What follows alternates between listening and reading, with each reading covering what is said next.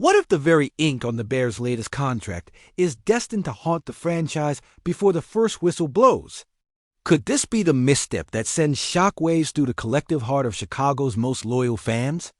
As we sit in the shadows of the lakefront, surrounded by the echoes of glory days long faded, an unsettling whisper has emerged from the depths of Hollis Hall that demands our full attention. Hit that like button, subscribe if you haven't yet, and let's dive deep, because trust me, you don't want to miss what's about to unfold in the saga of our beloved Bears. Fresh reports have started swirling like the wind cutting through. A frigid soldier feels suggesting that the Bears might be staring down the barrel of a contract that could break our spirits before it even sees the light of day. Insiders are buzzing, and I mean buzzing about the precarious position the Bears have put themselves in with a player whose name you might not even be thinking of right now. It's not Montez Sweat, and it's not Kmet, so let's turn our attention to Grady Jarrett.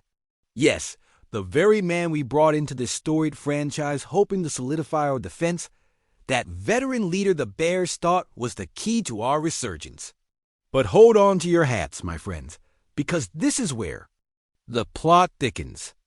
An alarming perspective has emerged, questioning whether this massive 3-year deal worth $42.75 million complete with a staggering $28.5 million in guaranteed cash is even a wise investment.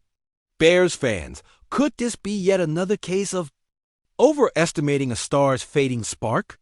One insider writes that while Jarrett might ring with the echoes of glory back when he was a 2-time Pro Bowler and a genuine force for the Falcons, his injuries, particularly that torn ACL 2 seasons ago, loom large in our minds. Despite suiting up for all 17 games last season, the questions remain. Was he really back? Did he show us enough? Just last year, he registered 53 tackles and 2.5 sacks. But we all know what it means when you start hearing the murmurings of decline around a player in their 30s. This isn't just a signing. This is a statement, a line drawn in the sand that can either propel us back to the promise of our past heroes like Walter Payton, Brian Urlacher, and Hester, or plunge us into the abyss of yet another lost season. Think about it. The Bears haven't had a reliable presence in the trenches since the days of 46 defense. So, what if this gamble blows up in our faces?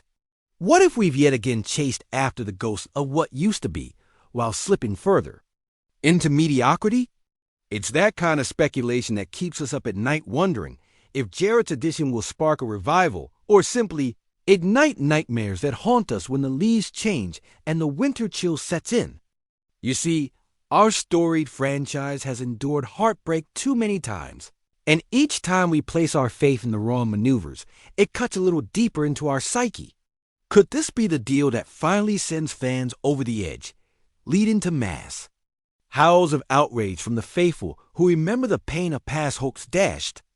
Or will Grady Jarrett rise from the ashes and take his rightful place as a Bear, transforming this controversial deal into a resounding success? The stakes couldn't be higher, and the uncertainty couldn't be more palpable. As the draft approaches and free agency buzzes, we find ourselves on a knife's edge, teetering between an era of excellence and one of eternal disappointment. So, what lies ahead for our dauntless Bears? Will we emerge from this fog with a renewed spirit, or become haunted by another transaction gone awry? As we grapple with those doubts, one thing is for sure. This is just the beginning. Stay tuned, because Part 2 will unpack everything that's at stake in this bruising gamble for the heart and soul of the Chicago Bears. Chicago, it's time to rise from the ashes and reclaim our birthright. Amidst the swirling storm of despair and elation, let's gather like the faithful at Soldier Field, as we've done in every painful moment since the 1985 glory days, urging the team onward through the bitter chill of winter and the oppressive humidity of summer. Remember 2010, when we tasted the championship game only to watch a flickering hope snuffed out like the dying embers of a bonfire. Remember 2018, when the echoes of the double doink reverberated through our veins, a cruel reminder of what could have been. Now, hold on for a second. What if this is not just another season marked by the usual heartbreak? What if we are on the brink of something transformative, something that could redefine this franchise? Rick in the front office has been tight-lipped. But can you feel the tension from the locker room? The whispers, the sidelong glances, the simmering frustration of a defense, led by a potential generational talent that's been too often let down by the offensive play calling. What do they? Talk about when the lights go out, when the coaches lead the field? You can almost sense it, can't you? The frustration reaches critical mass, and you know the Packers are gloating, relishing the turmoil we cannot escape, while the lines continue to rise, more dangerous than ever, and the Vikings, with their flashy new weapons, dance as if they own the North. But what if this is the moment a new quarterback finds his footing? Not just rebuilding, but rebirthing a franchise that's been lost in a maze of mediocrity?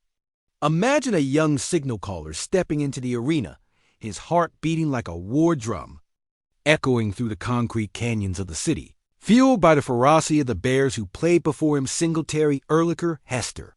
Men who didn't just wear the uniform, they embodied it. And yet the scars are deep, etched into the fibers of our collective memory.